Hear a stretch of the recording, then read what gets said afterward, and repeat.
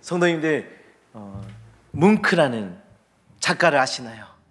네, 너무 유명한 작가죠. 네, 지금 우리 권사님께서도 이렇게 흉내를 내주셨는데, 절규라는 작품이 있어요. 이렇게 하는 거. 네. 절규라는 작품을 그린 너무나도 유명한 이 작가는요, 어렸을 때 5살에 어머니가 폐결핵으로 소천하셨습니다. 그리고 그 뭉크를 너무나도 아끼고 또 돌봐줬던 그 누나가 이듬해 또 이제 죽게 됩니다. 같은 질병으로. 뭉크는 그런 우울감 속에서 빠져 살았어요. 그리고 그의 초기작들을 보면 계속 죽음을 그리고 있는 것을 볼 수가 있습니다. 그 사람은 이런 말도 했는데요. 공포, 슬픔, 죽음의 천사가 내가 태어날 때부터 내 곁에 서 있었다. 병약함과 정신병을 선천적으로 물려받은 것 같다. 나는 늘 우울했고 내 주변에 죽음이 있다고 생각했다. 뭉크가 한 말입니다. 얼마나 이 말 자체가 우울합니까? 그리고 이 뭉크의 심리 상태가 잘 담겨져 있는 게 바로 그 절규라는 작품이에요. 이 절규라는 작품은 그 붉게 물든 그 노을을 바라보면서 피가 쏟아지는 것 같고 자신을 잡아먹을 것 같은 그 자연의 그 비명 소리를 듣고 귀를 막고 있는 자기 자신을 그린 그림이 바로 이 절규라는 그림입니다. 그에게는 희망이 없었어요. 절망과 우울증이 가득했고 정신병원에 들어가게 됩니다. 그러다가 그가 정신병원에서 한 그림을 보게 되는데, 그 그림은 고흐의 별이 빛나는 밤이라는 그림을 보게 돼요. 고흐가 정신병원에 들어가 있을 때 그 창살을 통해서 밖을 내다보고 그린 그 그림인데요. 고흐의 그림에는 창살이 없었고 밝게 빛나고 있는 그 별을 그려냈습니다. 뭉크는 그 그림을 보고 이 사람은 나와 같은 처지에 있는 사람인데 희망을 그리고 있구나 하고 생각을 하게 돼요. 그리고 뭉크는 고흐와 같은 제목의 그림, 이 별이 빛나는 밤이라는 그 그림을 그리기 시작하고 그 이후로 희망을 그려내기 시작합니다. 뭉크는 고흐의 그림을 보고 희망을 보게 된 것이죠. 그리고 20년 후에 밝은 태양빛을 그려낸 이 태양이라는 작품을 그리기도 했습니다.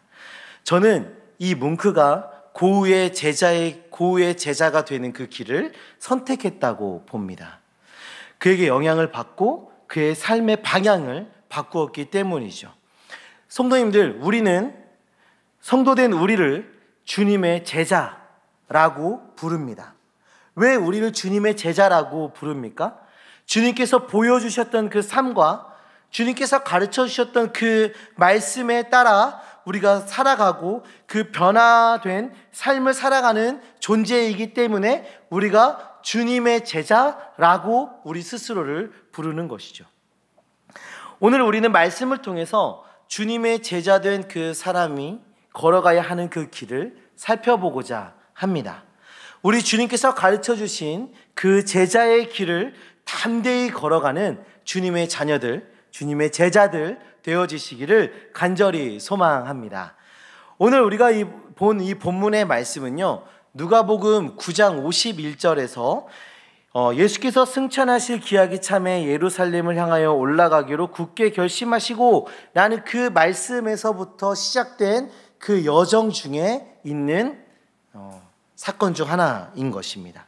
그러니까 지금 예수님께서 예루살렘으로 가고 계세요. 왜 예루살렘으로 가고 계세요? 십자가를 지시기 위해서 예루살렘으로 가고 계시는데 그 십자가 사역을 하러 가시는 그 여정 중에 일어난 사건이라는 것이죠. 그런데 그 여정 속에서 수많은 무리들이 예수님을 따르고 있는 것을 볼 수가 있습니다. 우리 25절의 말씀을 원문으로 보면 빠져있는 단어가 하나가 있어요. 그 단어는 카이인데요.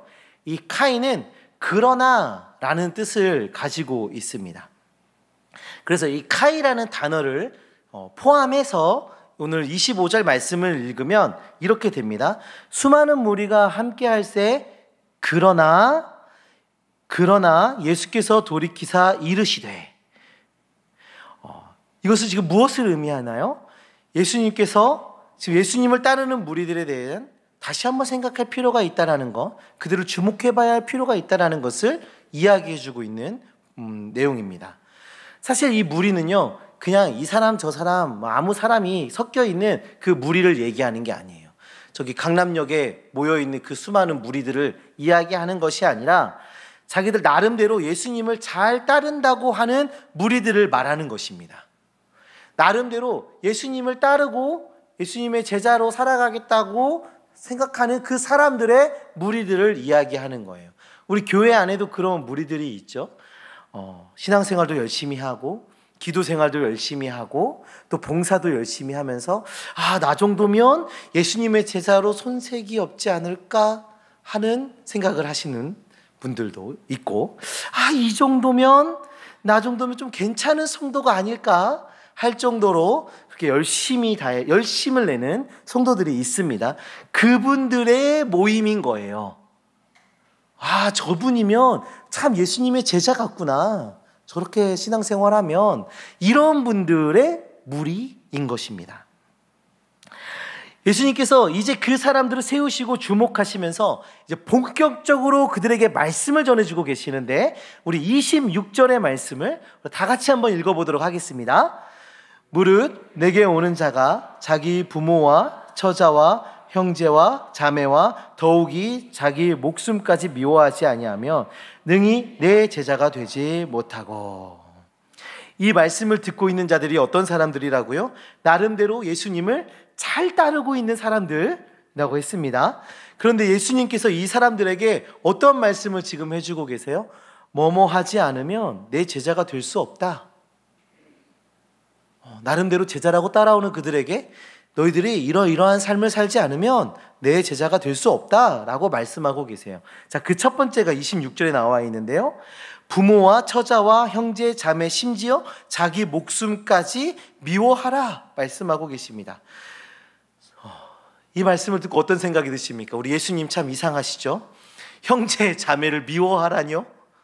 우리 예수님께서 미워하라는 그 대상이 참 이상합니다. 그렇죠? 자기 목숨까지도 미워하라고 말하고 있어요. 자, 미워하는 건 뭡니까? 혐오하는 것이고 배척하는 것 아니겠습니까? 근데 예수님께서 예수님의 제자가 되려거든 부모, 형제, 처자, 심지어 자기 목숨까지도 미워해야 한다. 이거 참 난감한 말입니다. 이 말만 보면 우리는 예수님에 대해서 참 오해를 할 수 있는 소지가 있는 그런 말씀이기도 해요. 그런데 우리 예수님은 어떤 분이세요? 미움을 옹호하시는 분이 절대 아니십니다. 그렇죠?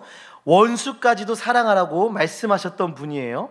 또한 하나님의 말씀, 그 율법을 완성하시기 위해 이 땅에 오신 분인데, 그 십계명, 내 부모를 공경하라를 이렇게 뒤집어 엎으실 그런 분이 아니라는 거죠. 자, 우리가 이 말씀을 이해하기 위해서는 이때 당시 그 유대인들의 화법을 이해할 필요가 있습니다. 그 당시에는 자신의 어떤 논점을 강조하기 위해서 과장법을 사용하기도 했습니다. 과장에서 무언가를 얘기하면 저 사람이 말하고자 하는 논점이 바로 저기에 있구나 하고 생각했던 것이죠. 예수님이 지금 미워하라 라는 말을 가지고 우리에게 해주고 싶으신 그 말씀은 무엇이냐면 우선순위에 대한 이야기를 지금 하고 계신 거예요. 우선순위. 그러니까 여기서 말하는 미워하다는 덜 사랑하는 것을 이야기합니다. 덜 사랑하는 것. 그럼 예수님의 제자가 된다는 것은 무엇입니까? 예수님의 제자가 된다는 것은 세상의 그 무엇보다도 예수님을 사랑해야 한다라는 것을 말씀해주고 있는 것입니다. 그 대상이 부모, 처자, 형제, 자매일지라도 심지어 우리의 목숨일지라도 예수님을 더 사랑하는 사람이 예수님의 제자가 될 수 있다라고 지금 우리에게 말씀해주고 계신 겁니다. 당시 유대인들은 예수님의 제자의 삶을 선택했을 때 그 유대교 가족들에게 배척을 당하기도 하고 또 핍박을 당하기도 했습니다. 그럼에도 불구하고 예수님을 더욱 사랑해야 예수님의 제자가 될 수 있다는 것이죠. 세상의 그 무엇보다 예수님을 사랑한다는 것에는 간혹 대가가 요구될 때가 있습니다. 우리가 세상의 그 무엇보다도 예수님을 사랑해야 한다라고 할 때 어떤 대가들이 우리에게 요구가 될 때가 있어요. 때로는 누군가의 핍박일 수도 있고요. 때로는 손해일 수도 있습니다. 주님을 사랑한다는 것은 그럼에도 불구하고 내가 핍박을 당할지라도 손해를 볼지라도 예수님을 사랑하는 것을 이야기하는 것이죠. 이 이야기를 27절의 말씀에서 우리 주님이 또 이어서 이야기하고 계시는데, 우리 27절의 말씀 다 같이 보도록 하겠습니다. 누구든지 자기 십자가를 지고 아멘. 우리 주님이 무엇을 말씀해 주고 계십니까? 자기 십자가를 지는 것에 대해서 이야기합니다. 자기 십자가는 무엇일까요? 우리는 보통 그 십자가를 표현을 할 때 힘든 것, 나에게 힘든 것을 십자가라고 간혹 사용하기도 해요. 어휴, 저것이 내 십자가지. 제가 많이 들었던 얘기예요. 저것이 십자가지. 저희 부모님의 관용구였습니다. 아유, 저거 십자가지. 저거 내 십자가야. 자기 뜻대로 되지 않는 어떤 힘든 것들을 표현할 때 십자가라고 표현하는데, 그런데 십자가는 그런 것을 이야기하는 것은 아닙니다. 예수님께서 자기 십자가를 지라고 말씀하시는 것은요, 먼저는 그리스도로 말미암아 입게 되는 그 고난과 손해, 우리 앞에서 말했던 그 핍박과 그 어려움, 그것들을 마땅히 지는 것을 이야기하는 겁니다. 당연히 그분을 쫓아 제자의 삶을 살아간다라면 그분을 따르는 것에 얻어지는 그 손해와 핍박에 대해서 기꺼이 감내하는 삶을 살아가는 것이죠. 세상을 살아가다 보면 신앙의 양심에 어긋나는 일들을 세상이 요구할 때가 있습니다. 이 세상의 요구에 따라 살아가며 이익도 있을 수 있고 명예를 얻을 수도 있고 때로는 그냥 편하게 살아갈 수도 있는데, 그런데 그런 것을 따르는 것이 아니라 그리스도를 따라가는 것입니다. 얼마 전에 한 성도님께서 직장 상사가 불의한 일을 자기에게 요구했다고 했습니다. 그래서 신앙의 양심에 걸려서 저는 그 일을 하지 못하겠습니다 했더니 그 상사가 그 뒤로 자기에게 말을 걸지 않더랍니다. 그래서 너무 무섭고 두렵다 하는 그런 고백을 했어요. 앞으로 나에게 다가올 후폭풍이 어떤 일들이 있을까 하는 그 두려움을 감내하고 계신 거죠. 십자가를 지고 계신 거예요. 우리는요, 대세를 따르는 사람이 아니라 대의를 따르는 사람들 아니겠습니까? 세상에 타협하고 죄와 타협하고 그런 세상의 이익을 쫓아 살아가더라도 그것이 하나님의 말씀에 비춰서 그것이 옳지 않은 일이라면 그것을 하지 않는 것, 하나님의 뜻을 따라가는 것, 그것이 우리의 삶인 것이죠. 오직 주님의 말씀에 따라 기꺼이 십자가를 지며 나아가는 것입니다. 자, 십자가를 지는 것의 첫 번째는 고난을, 그 핍박을 기꺼이 감내하는 것이고, 십자가를 지는 것 두 번째의 의미는 예수님의 말씀에 순종하는 것, 아니 복종하는 것을 의미합니다. 그리고 우리의 자아를 죽여야 한다는 것을 말씀해주고 있는 것이죠. 십자가는 처형의 틀이죠. 그 십자가, 우리 예수님이 십자가를 지시는 그 장면을 보게 되면 예수님께서 십자가에 달려 죽으실 것인데 예수님이 스스로 그 십자가를 지고 죽음의 장소로 가셔야 합니다. 그렇죠? 그리고 수많은 사람들이 십자가를 지고 있는 그 예수님을 쳐다보고 있어요. 이것은요, 완전한 복종을 의미하고 있습니다. 내가 죽을 그 십자가의 틀을 내가 짊어지고 갑니다. 그리고 그것을 바라보면서 너희들도 우리에게 복종해야 돼. 그러지 않으면 이렇게 십자가를 지게 된다라는 메시지를 지금 주고 있는 거예요. 십자가를 진다는 거는요, 완전한 복종과 자아의 죽음을 이야기합니다. 자기의 자아를 죽이지 않고서는 예수님의 제자가 될 수가 없습니다. 예수님을 믿는다고 말하고 나는 예수님의 제자입니다 라고 말하면서 자기 마음대로 살아가고 내 생각대로 하나님의 말씀을 해석하고 적용하며 오히려 자기 마음대로 살아가는 사람들이 얼마나 많이 있습니까? 이러한 사람들은 아무리 하나님의 말씀을 많이 알고 교회에 열심히 나와도 그 삶의 자아의 욕심을 다 내버리고 예수님의 삶이 들어가지 않는다면 결코 예수님의 제자가 아닙니다. 사랑하는 성도님들, 예수님의 제자 되시기를 소망하십니까? 그럼 자아를 죽이시기 바랍니다. 우리의 세상 냄새 풀풀 나는 그 자아를 십자가에 못 박아 버리시고 하나님의 영광 앞에 무릎 꿇으시길 바랍니다. 하나님의 권위에 순종하시길 바랍니다. 앞에서도 말했지만 십자가는요, 즐겁게 지는 것이 결코 아니에요. 억지로 지는 것입니다. 하나님의 말씀에 순종할 때 우리가 즐겁지 못한 일들이 얼마나 많이 있습니까? 우리가 하나님의 말씀대로 살아간다고 할 때 즐겁지 못한 일들이 얼마나 많이 있나요? 그런데 그것이 하나님의 말씀이라면 기꺼이 억지로라도 그 말씀에 순종해야 하는 것입니다. 자기 십자가를 지고 따르라. 이 따르다라는 단어는요, 예수님 뒤에 바짝 붙어 쫓아가는 것을 의미해요. 저 멀리에 그냥 대충 이렇게 보면서 쫓아가는 것이 아니라 바짝 붙어 따라가는 것을 의미합니다. 주님의 말씀의 교훈과 주님께서 보여주신 그 삶에 따라 주님께 바짝 붙어 살아가는 주님의 제자들 되어지시기를 간절히 소망합니다. 우리 계속해서 말씀을 볼까요? 우리 33절의 말씀도 한번 우리 다 같이 보도록 하겠습니다. 이와 같이 너희 중에 누구든지 모든 소유를 버리지 아니하면 능히 내 제자가 되지 못하리라. 아멘.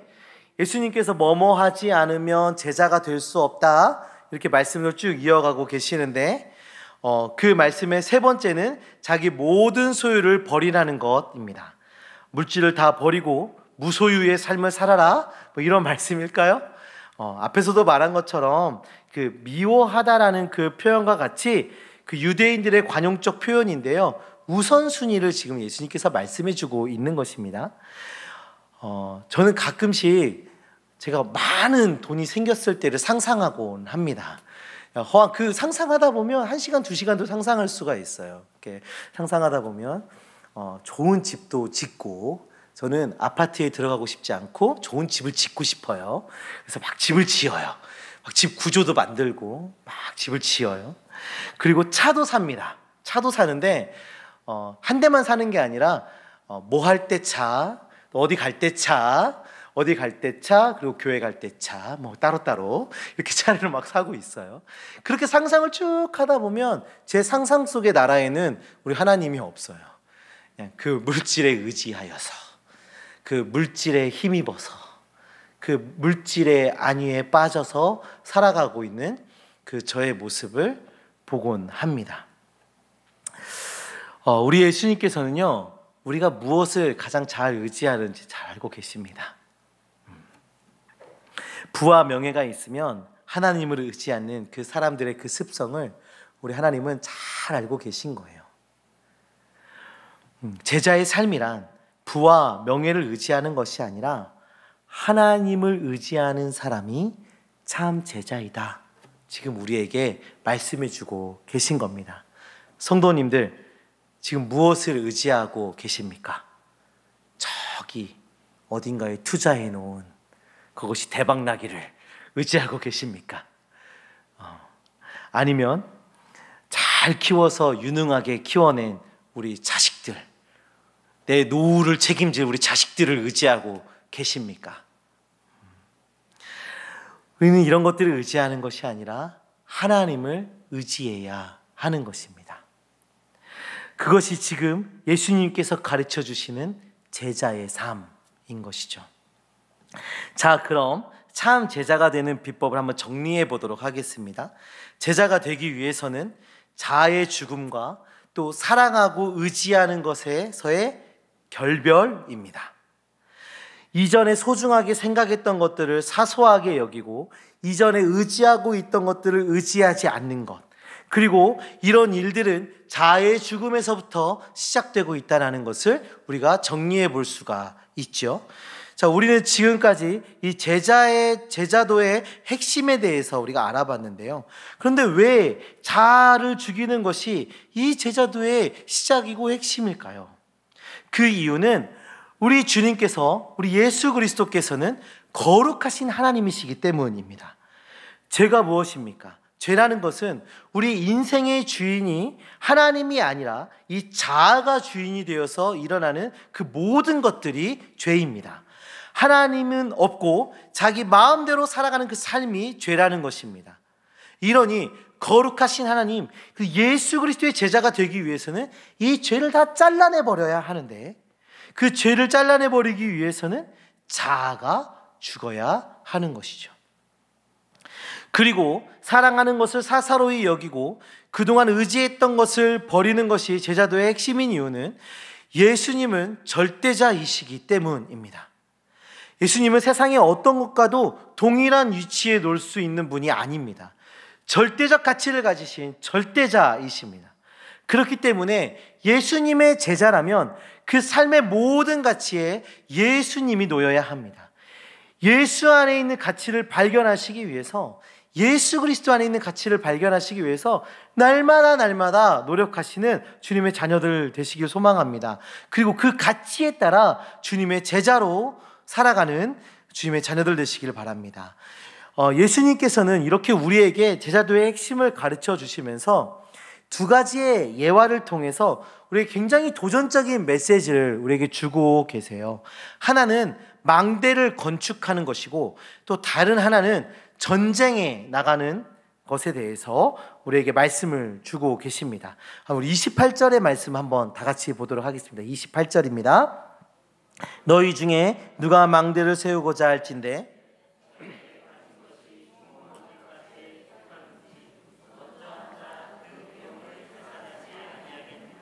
아멘.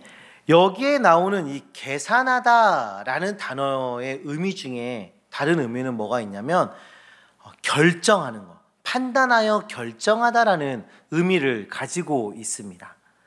다시 말하면 무엇을 얘기하냐면 건축을 할지 말지에 대해서 판단하고 결정하는 것에 대한 이야기를 하고 있는 거죠.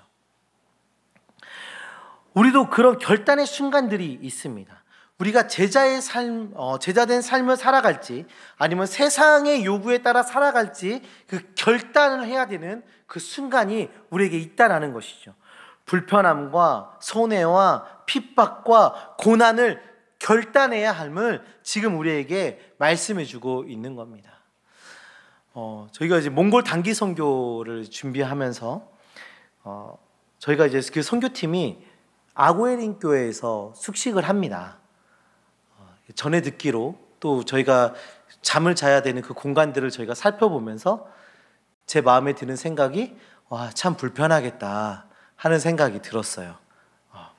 그런데 들리는 소식에 씻는 것도 쉽지 않습니다. 저희가 샤워도 해야 되고 씻기도 해야 되는데 그 씻는 시설도 너무 불편하대요. 그래서 저희가 막 강도사님을 막 쪼면서 다시 한번 확인해봐, 좀 더 편한 방법이 없는지 확인해봐 하면서 계속 강도사님을 쪼고, 강도사님은 그 지미연 선교사님이라는 분을 계속 쪼면서 어떻게 씻을지 막 이런 것들을 좀 고민하고 있었단 말이에요. 저는 이제 선교팀에게 그 소식을 전해야 되지 않겠습니까? 마음이 불편했어요.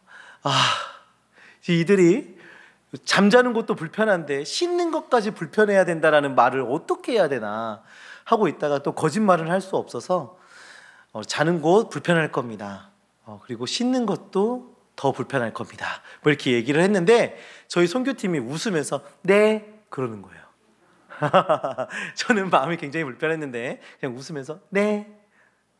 더 질문도 안 해요. 그럼 우리가 어떻게 씻어요? 어떤데요?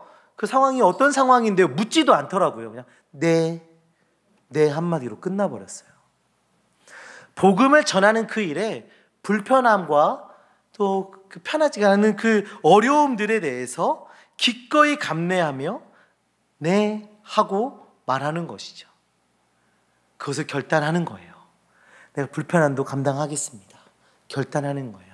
사실 우리의 신앙의 여정에서 이런 일들은 매우 작은 것 중에 하나일 것입니다. 우리가 수많은 그런 문제들 속에서 우리가 하나님 앞에 네, 순종하겠습니다. 네, 기꺼이 감내하겠습니다. 결단하며 나아가야 하는 것이죠. 이어서 우리 31절의 말씀도 한번 볼까요? 31절입니다. 또 어떤 임금이 다른 임금과 싸우러 갈 때에 먼저 앉아 1만 명으로서 저 2만 명을 거느리고 오는 자를 대적할 수 있을까 헤아리지 아니하겠느냐. 아멘. 여기에 나오는 이 임금이라는 단어는요, 바실리우스라는 단어예요. 이 바실리우스라는 단어는 무슨 어떤 무리의 대장 뭐 이 정도를 얘기하는 게 아니라 제국의 왕을 표현할 때 이 바실리우스라는 단어를 사용하는데, 지금 여기에 나오는 임금이라는 단어는 이 바실리우스를 사용하고 있어요. 그러니까 제국의 왕을 이야기하는 거예요. 그러니까 이 31절에 나오는 이 싸움, 이 싸움이라는 단어는요, 이렇게 막 동네에서 패싸움하는 정도가 아니라 제국과 제국이 하는 전쟁을 의미합니다. 전쟁을 나갈 때 뒤가 있습니까? 싸우러 나갈 때 뒤가 있나요? 앞만 보고 전심전력해서 싸우러 나가야 하는 것이죠. 우리 주님을 따르는 삶은 이 전쟁과 같은 것이다 라고 지금 우리에게 말씀해 주고 있는 것입니다. 예수님을 따르기 위해서 내 전부를 내거는 것, 그것이 제자의 삶임을 이야기합니다. 하나님에 대한 사랑에 대해선 양다리가 존재할 수가 없어요. 하나님께서는 우리에게 말씀하시죠. 하나님만 사랑해라. 세상을 사랑하면서 하나님을 사랑한다고 말할 수 없다라고 성경은 우리에게 가르치고 있습니다. 그렇습니다. 우리가 주님의 제자가 된다는 것은 전부를 내거는 것입니다. 그리고 단호한 결단이 있는 것입니다. 이럴까 저럴까 뭐 이렇게 해보다가 안 되면 저렇게 하지 뭐 이런 것이 아니라 단호한 결단과 그런 완전한 순종과 전부를 내어거는 그 삶을 사는 것이죠. 사랑하는 성도님들, 우리는 주님의 제자로 살아가고 있습니까? 아니면 저 세상의 제자로 살아가고 있습니까?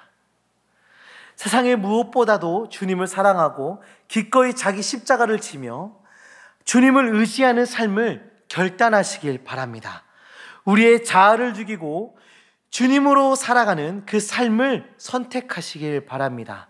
그리고 우리 주님께 전부를 내어드리는 삶을 사시길 바랍니다. 타협이 없는 사랑으로 주님께 나아가시기를 소망합니다. 주님의 온전한 제자가 되시기를 소망합니다. 34절에서 35절에서는 소금의 비유를 말씀하고 계시는데요, 자아를 죽인 그 제자는 소금입니다. 자아를 죽이고 제자의 삶을 결단하고 제자의 삶을 살기 위해서 모든 것을 내어 살아가는 그 자는, 그런 제자들은 소금입니다. 하나님의 나라의 맛을, 하나님 나라의 맛을 내는 소금입니다. 우리 주님은 결단을 하고 자아를 죽인 이 제자들을 통해서, 우리들을 통해서 하나님 나라의 맛을 보여주실 것입니다. 제자된 우리의 삶을 통해서 하나님 나라의 깊은 맛이 나오기를 간절히 소망합니다. 우리 이 시간 아버지